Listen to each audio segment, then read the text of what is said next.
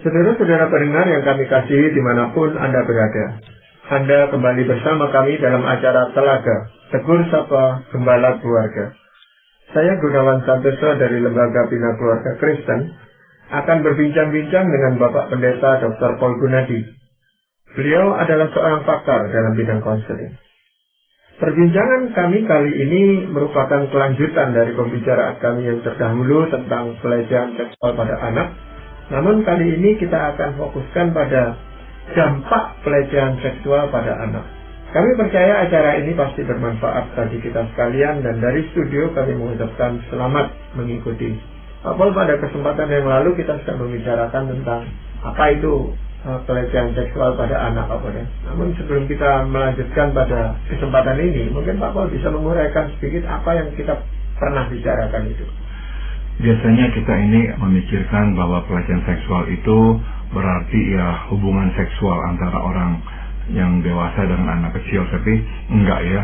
Pelecehan seksual bukan hanya terbatas pada hubungan seksual, tapi juga pada sentuhan-sentuhan pada anggota tubuh si anak yang memang bertujuan untuk memuaskan hasrat seksual si pelakunya. Jadi dapat dilakukan dengan alat kelamin, dapat dilakukan dengan jari ataupun dengan sentuhan tangan. Dan kita juga belajar bahwa ini dapat menimpa siapa saja dan dapat terjadi di mana saja. Nah, namun biasanya pelaku perbuatan itu dikenal oleh si anak, jadi bukan orang asing yang sama sekali tidak dikenalnya. Nah, kita juga belajar bahwa di antara semua anak-anak yang paling rawan terhadap pelecehan seksual adalah anak-anak yang kurang mendapatkan pengawasan dari orang tuanya. Misalnya orang tuanya terlalu sibuk, sering keluar rumah dan sebagainya, si anak mudah sekali menjadi korban. Dan yang kedua, anak-anak yang memang enggak mendapatkan kasih sayang dari orang tuanya, sehingga dia haus kasih sayang, dan suatu ada orang asing atau orang yang dikenalnya memperlihatkan kasih sayang kepadanya, maka akhirnya ya dia memberikan respons dan membiarkan disentuh dan sebagainya. Jadi ya kita belajar bahwa ada dua kelompok anak-anak yang memang rentan terhadap hal ini. Dan kita juga belajar dampaknya ternyata memang bervariasi pada anak-anak, dampak keparahannya, dan bergantung pada beberapa faktor. Kita juga bicara misalnya kalau si anak bersalian darah atau mempunyai hubungan yang dekat dengan si orang tersebut, maka biasanya tuh dampak keparahannya akan bertambah ya, karena dia kenal dengan orang tersebut. Kita juga belajar bahwa respons orang tua terhadap anak tatkala mengetahui anaknya telah menjadi korban juga sangat berpengaruh, sebab anak perlu mendapatkan perlindungan dan dia tahu bahwa dia dibela dan dijaga oleh orang tuanya, dan itu akan menolong anak untuk melewati masa-masa pemulihannya. Iya, Pak Paul, setelah itu kalau kita mau bicarakan tentang dampaknya gitu Pak Paul ya, apa saja dampak pelecehan seksual pada anak ini, supaya nanti kita bisa bicarakan bagaimana mengatasinya gitu Pak Paul. Yang pertama adalah malu, Pak Gunawan. Pada akhirnya kebanyakan anak yang menjadi korban pelecehan seksual mengembangkan penilaian diri yang rendah. Mereka menganggap bahwa diri mereka tidak sama dengan orang lain, dan bahwa diri mereka lebih buruk dan lebih kotor dari kebanyakan orang. Nah, karena mereka telah menerima pelecehan seksual, mereka cenderung mengembangkan perilaku menutupi atau menyembunyikan diri. Jadi artinya mereka nggak begitu berani ya untuk tampil keluar, untuk memperlihatkan dirinya karena udah merasa malu. Ada yang nggak beres dengan dirinya seolah-olah udah kotor. Padahal yang kotor bukan dirinya ya, yang kotor adalah diri si pelaku yang berbuat itu kepadanya. Tapi ya si anak akhirnya juga mengembangkan perasaan bahwa dirinya kotor, sehingga dia selalu menutupi dirinya karena malu. Tapi perasaan malu itu juga bisa ditujukan kepada si pelaku gitu. Jadi anak ini merasa malu terhadap orang yang sudah melecehkan dia gitu Pak Pak. Bisa Pak Gunawan ya, bisa dia merasa malu juga, atau ya dia nggak merasa nyaman dengan orang tersebut sehingga dia coba menghindar dari orang tersebut, dan bisa jadi juga ya dia merasa marah kepada orang tersebut ya. Jadi memang ada beberapa perasaan yang bisa muncul. Jadi selain malu itu ada bentuk yang lain apa Pak? Yang lain adalah dia merasa bersalah. Banyak korban pelecehan seksual mengembangkan rasa bersalah yang berlebihan dan tidak pada tempatnya. Penyebabnya adalah mereka beranggapan bahwa mereka dilecehkan karena kesalahan mereka sendiri. Seakan-akan mereka bertanggung jawab sepenuhnya atas apa yang terjadi. Nah, mereka berpikir merekalah yang membuat si pelaku terangsang sehingga melecehkannya. Jadi semua salah mereka. Nah, jadi ini nih kadang-kadang menjadi pengertian si anak. Dan ini juga mempengaruhi kenapa ada anak-anak yang gak mau cerita. Karena mereka sendiri sudah menganggap diri bersalah. Jadi kalau cerita kepada orang tua nanti bakalan kena marah. Jadi udah dah, diam aja. Ini biasanya kalau anak itu mungkin sudah agak besar menjelang remaja gitu Pak Paul, dia baru bisa berpikir seperti ini. Betul. Jadi ya biasanya karena dia merasa ini salah saya, gara-gara saya makanya si pelaku itu terangsang atau apa. Jadi dia nggak berani ngomong sama siapa-siapa. Tapi masalahnya adalah dia bawa ini rasa bersalah sampai di usia dewasa, Pak Gunawan. Jadi si korban ini nih seringkali apa-apa merasa bersalah. Padahal bukan kesalahan dia, apa-apa merasa bersalah. Nah, sebetulnya akarnya adalah dari sini. Ya, dengan perasaan bersalah itu, apa mungkin si korban pelecehan ini menyiksa atau menghukum dirinya sendiri gitu Pak? Bisa, Pak Gunawan, bisa. Ya, jadi saya masih ingat waktu saya dulu bekerja di rumah sakit jiwa, ada seorang pasien yang dilecehkan oleh salah seorang kerabatnya, dan dia merasa dirinya itu bersalah, dia merasa dirinya lah yang kotor dan sebagainya. Nah, jadi sewaktu ingatan itu muncul, yang dilakukan adalah dia mengambil pisau silet dan dia akan menyayat-nyayat tubuhnya untuk menghukum dirinya karena dia merasa dia yang salah. Jadi sampai seperti itu reaksi yang dia berikan kepada dirinya. Iya. Selain itu ada bentuk yang lain lagi apa Bapak?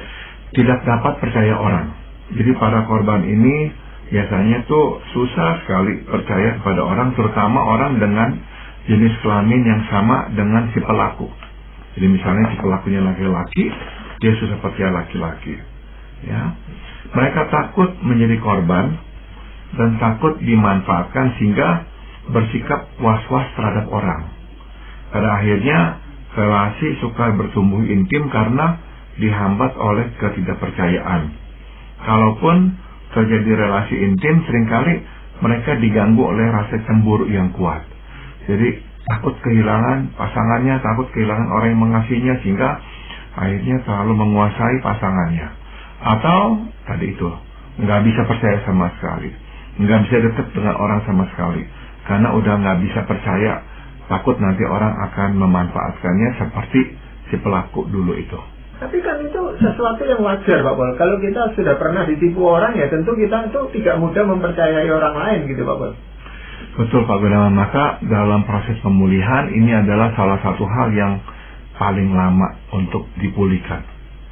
Ya, mungkin dia nggak lagi diganggu oleh mimpi buruk, mungkin dia nggak lagi diganggu oleh rasa malu atau rasa marah, tapi percaya pada orang biasanya ini makan waktu sangat panjang. Karena benar-benar ada kecenderungan dia mau berjaga-jaga, jangan sampai dia itu kecolongan lagi. Artinya sering timbul rasa curiga terhadap orang yang dekat-dekat dengan dia gitu. Betul, dia nggak bisa. Jadi kalau dilihat orang kok mulai mendekat kepadanya, dia langsung udah terpikir orang ini ada maksud tertentu, mau berbuat sesuatu yang tidak baik kepadanya. Jadi dia harus menghindar. Itu sebabnya korban pelecehan seksual ada kalanya sukar sekali untuk membangun relasi yang akrab atau intim dengan orang lain. Tapi kok kadang-kadang terjadi sebaliknya Pak Paul ya? Ada korban yang malah sangat bergantung pada orang lain gitu. Betul, jadi ada anak-anak yang lain karena mereka itu menjadi korban sebelumnya, mereka mengembangkan rasa tidak aman. Nah, karena merasa tidak aman, mereka membutuhkan tempat berlindung. Nah, akhirnya mereka memilih orang yang dianggap kuat supaya padanya mereka bisa berlindung, supaya mereka kembali merasa aman. Dan itu biasanya dari keluarga dekat gitu, artinya ayahnya, ibunya, atau kakaknya gitu Pak. Bisa, atau dia mengembangkan kebergantungan itu pada tokoh-tokoh dalam hidupnya yang dia agungkan, yang dihormati, yang dianggap sebagai bapak atau siapa gitu. Nah, dia akan bergantung sekali sebab ya dia membutuhkan perlindungan itu. Tapi kan harus ada unsur-unsur yang membuat dia yakin bahwa orang ini yang dia percaya ini tidak akan melukai dia gitu Pak. Betul. Jadi dia mungkin nggak bisa percaya 99 orang, tapi akan ada satu orang yang dipercayanya. Karena ya orang ini mungkin beda dengan yang lain-lainnya, jadi dia mengambil resiko untuk percaya. Tapi terutama sebetulnya dia mengambil resiko untuk percaya karena dia butuh perlindungan orang tersebut. Jadi dia merasa orang ini nih akan sanggup melindunginya. Ya, jadi sebenarnya di situ orang tua itu yang harus berperan aktif memberikan perlindungan supaya anak tidak mencari perlindungan di tempat orang lain gitu. Betul, yogyanya itulah yang terjadi Pak Gunawan. Jadi kalau anak itu nggak mendapatkan perlindungan dari orang tuanya, ya dia akan keluar mencari orang lain. Iya. Masih ada bentuk yang lain Pak? Yang lain adalah jati diri seksual yang tidak jelas serta membingungkan. Nah, ini salah satu efek atau dampak dari pelecehan seksual. Sebagai contoh ya, apabila anak laki-laki mengalami pelecehan seksual dari sesama laki-laki, ada kemungkinan pengalaman itu dapat menimbulkan ketertarikan dengan sesama jenis. Atau apabila anak perempuan mengalami pelecehan seksual dari laki-laki, mereka dapat mengembangkan rasa tidak suka pada laki-laki dan mengembangkan ketertarikan dengan sesama perempuan. Singkat kata, pelecehan seksual berpotensi menciptakan identitas seksual yang rancu. Begitu. Nah, memang saya nggak mengatakan bahwa semua orang yang memiliki ketertarikan kepada sesama jenis pasti memiliki atau mengalami pelecehan seksual. Ya enggak. Cuma saya hanya mau mengatakan bahwa pelecehan seksual berpotensi menimbulkan jati diri seksual yang tidak jelas serta membingungkan. Karena akhirnya untuk melindungi diri, untuk menghindar dari perbuatan yang sama, yang tidak mengenakan itu, dia akan lari ke tempat atau ke orang yang dianggapnya aman. Jadi kalau dia dilecehkan oleh laki-laki, nah dia maunya mencari wanita. Nah, padahal dia sendiri adalah seorang wanita. Jadi akhirnya menimbulkan atau dia akan memunculkan ketertarikan kepada sesama jenisnya. Jadi berpotensi besar untuk menjadi homoseksual atau lesbian itu di situ ya Pak ya? Betul. Ini salah satunya, meskipun memang sekarang ini saya mau mengatakan tidak semuanya ya, enggak ya. Ya, tetapi potensi itu ada karena pengalaman masa lalunya ini, pengalaman masa anak-anaknya terutama itu Pak ya? Betul sekali ya, betul sekali. Apakah ada suatu kemarahan gitu Pak di dalam diri anak yang sudah menjadi korban ini? Biasanya ada Pak Gunawan. Meskipun nggak selalu kemarahan itu tuh dimunculkannya. Jadi sesungguhnya pelecehan seksual menimbulkan kemarahan, tapi berhubung mereka masih kanak-kanak, mereka tidak berdaya dan tidak dapat mengungkapkan kemarahannya. Nah, sebagai akibatnya kemarahan terpendam, namun siap meledak kapan saja. Tidak heran sebagian korban pelecehan seksual pada akhirnya mempunyai kehidupan emosional yang tidak stabil, turun naik sekali. Dan kalaupun dia nggak meledak-ledak dengan kemarahan, seringkali memang kehidupan emosionalnya itu tuh turun naik, karena memang ya di dalam dirinya sebetulnya ada kemarahan yang mesti dikendalikannya. Tapi ada juga yang memang mengekspresikannya menjadi seorang yang kasar, yang sinis, yang pemarah sekali. Nah, ini biasanya berlangsung lama atau hanya sementara waktu ketika dia baru mengalami itu? Sampai lama biasanya Pak Gunawan. Nah, saya bisa cerita ini sedikit. Ini bukan klien saya, ini adalah seorang rekan kerja saya dulu waktu saya bekerja. Dan dia itu adalah korban pelecehan seksual sewaktu dia masih kecil. Oleh siapa? Oleh tokoh rohaniwan dalam kehidupannya. Jadi akhirnya dia itu mengembangkan kebencian sekali ya terhadap hal-hal yang bersifat rohani, dan kemudian juga dia memiliki ketertarikan kepada sesama jenis karena ya akhirnya karena perbuatan yang dilakukan oleh tokoh rohani itu, nah dia akhirnya terbiasa dengan hubungan seksual dengan orang yang sesama jenis, sehingga akhirnya setelah dia besar dia akhirnya menjadi seorang yang seperti itu. Tapi saya masih ingat sekali waktu saya bertemu dengan dia di tempat pekerjaan saya dulu, yang saya langsung memang rasakan adalah orang ini kok luar biasa nggak ramahnya, dan kayaknya kok penuh dengan kemarahan, kasar sekali. Nah, mula-mula saya nggak mengenal, nggak mengerti apa yang terjadi. Akhirnya baru saya ketahui, oh ini yang terjadi. Nggak heran, dia selalu itu mulutnya juga tajam sekali, nggak ramah terhadap orang. Rupanya untuk waktu yang sangat lama dia menyimpan kemarahan. Sedangkan saat itu waktu saya ketemu dia usianya sudah 40-an tahun lebih, Pak Gunawan. Jadi dia memendam dan terus mengembangkan kemarahan di dalam dirinya gitu Pak ya? Betul sekali. Kan masalah itu sulit untuk diselesaikan kan sudah lewat bertahun-tahun gitu Pak. Iya. Ya, rupanya dalam kasus seperti itu ya apa yang terjadi ya Pak Gunawan ternyata itu tetap menimbulkan dampak yang segar. Meskipun sudah berjalan waktu bertahun-tahun tetap aja dampaknya itu sepertinya baru kejadian kemarin. Iya. Tapi apa memungkinkan bahwa orang yang atau anak yang menjadi korban pelecehan ini suatu saat nanti dia tidak menyukai sama sekali tentang seks? Bisa Pak Gunawan. Jadi dia menimbulkan memang fobia, ketakutan yang besar terhadap seks. Jadi dia sangat tidak suka kalau misalnya, nah dalam hal ini misalkan dia wanita, suaminya mau berhubungan seksual dengan dia selalu menghindar karena memang dia nggak suka ya. Dia melihat ini sesuatu yang menjijikan. Ya, jadi dia tidak punya gairah untuk berhubungan dengan lawan jenisnya gitu Pak. Tidak, betul. Ada yang seperti itu Pak Gunawan. Jadi mereka sangat terganggu sekali bahkan setelah menikah. Iya. Apakah ada bentuk yang lain Pak? Ada. Dampaknya adalah ini masalah seksual.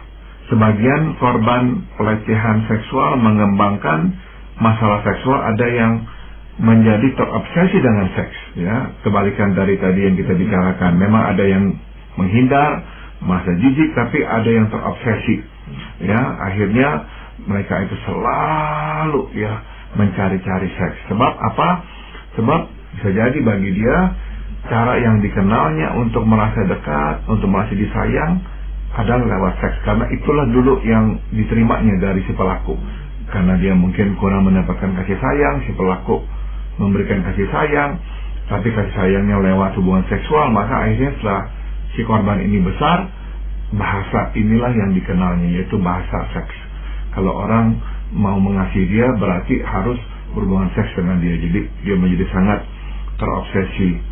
Nah, namun ada satu lagi dampak yang juga sering terjadi ya pada korban pelecehan seksual, yaitu mereka mengembangkan problem dalam menjaga batas relasi. Artinya ada yang menjauh dari orang secara berkelebihan, ada yang mendekat dengan orang tanpa batas. Jadi mereka sulit sekali untuk menjaga batas itu. Jadi akhirnya ya karena mudah dekat dengan orang, dia bisa jadi korban lagi. Atau ada yang bahkan menjadi pemangsa, dia yang melakukannya kepada orang lain. Iya, bagi mereka yang terobsesi dengan seks Pak Wal, kan mudah sekali untuk menjadi pelacur gitu Pak Wal.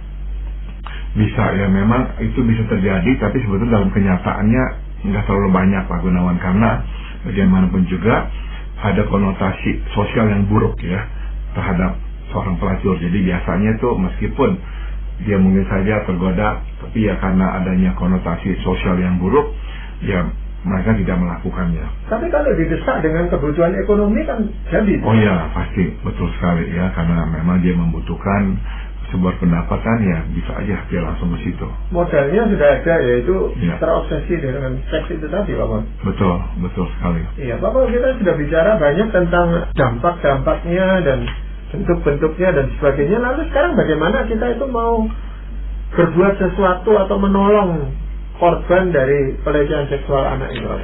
Nah, kita memang sebagai orang tua ya, kalau kita mengetahui anak kita telah menjadi korban, kita mesti merangkulnya. Tidak boleh kita memarahinya, apalagi menyalahkannya, nggak boleh. Kita mesti bersedia mendengarkannya, baik pengakuannya maupun perasaannya.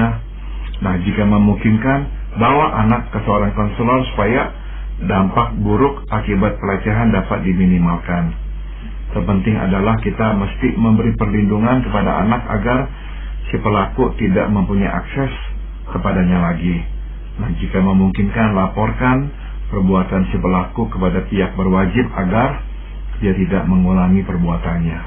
Ya, jadi di sini merangkul ini bukan hanya dalam secara fisik, tetapi juga lebih emosional gitu Pak Boleh. Betul sekali Pak Gunawan. Kalau kita melaporkan si pelaku itu kepada yang berwajib dan anak yang menjadi korban ini melihat, itu apa tidak berdampak negatif gitu Pak Boleh?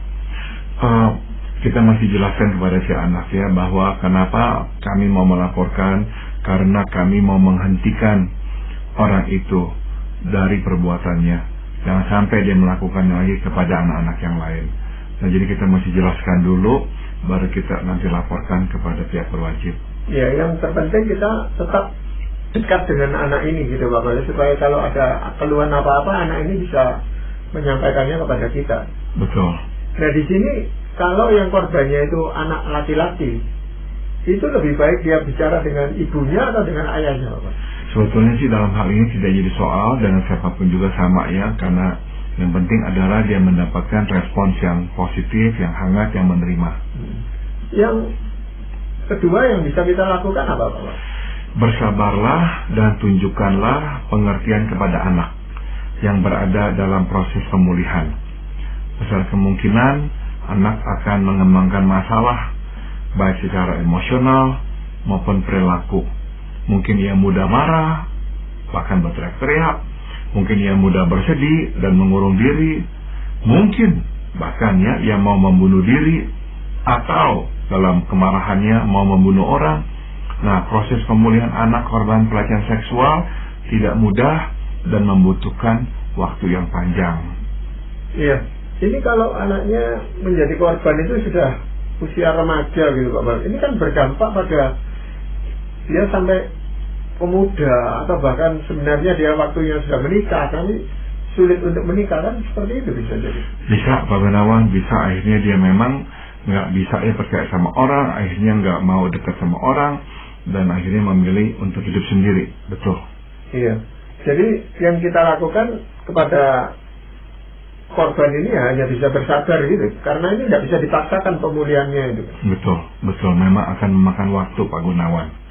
Ya, nah, cuman ada satu lagi yang bisa saya bagikan, jikalau ya kita sebagai orang tua ya melihat bahwa ya sedikit banyak kita punya andil lah.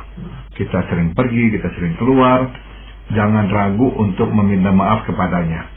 Ya, mungkin kita kurang mengawasinya, mungkin kita kurang memberikan perhatian, mungkin kita kurang memberikan kasih sayang. Nah, kekurangan itu telah membuka celah terjadinya pelecehan seksual kepada dirinya. Jadi jangan ragu untuk berkata, ayah ibu minta maaf, kami juga salah di sini. Iya, jadi korban ini juga karena keteledoran dari orang tua bisa juga terjadi gitu ya Bapak ya. Ya. Karena kurang pengawasan atau memang lingkungannya mendukung untuk itu kan. Ya. Ada orang tua yang senang melihat film-film porno itu dan anaknya melihat. Betul. Dan mau tidak mau itu kan juga berpengaruh gitu Bapak. Betul. Nah, itu sebaiknya memang orang tua harus berani meminta maaf gitu. Betul. Tidak hanya menyalahkan anaknya begitu saja gitu. Betul. Betul, Pak Gunawan. Tapi apakah masih ada hal lain yang bisa dilakukan, Pak? Usahakanlah untuk memelihara batas yang jelas dengan anak korban pelecehan seksual. Sebagaimana telah dijelaskan ya, ada kecenderungan anak tidak dapat menjaga batas secara jelas, terlalu dekat atau terlalu jauh. Sebagai orang tua, kita mesti dekat dan membiarkannya dekat dengan kita, tetapi kita pun tidak mau membuatnya bergantung pada kita. Jadi, untuk sementara biarkan dia mendekat dan bergantung. Namun, secara perlahan doronglah dia untuk mandiri. Pada akhirnya, tugas dan peran kita adalah berjalan di sampingnya, bukan menggendongnya. Artinya, supaya anak ini bisa melindungi dirinya sendiri juga, Bapak ya?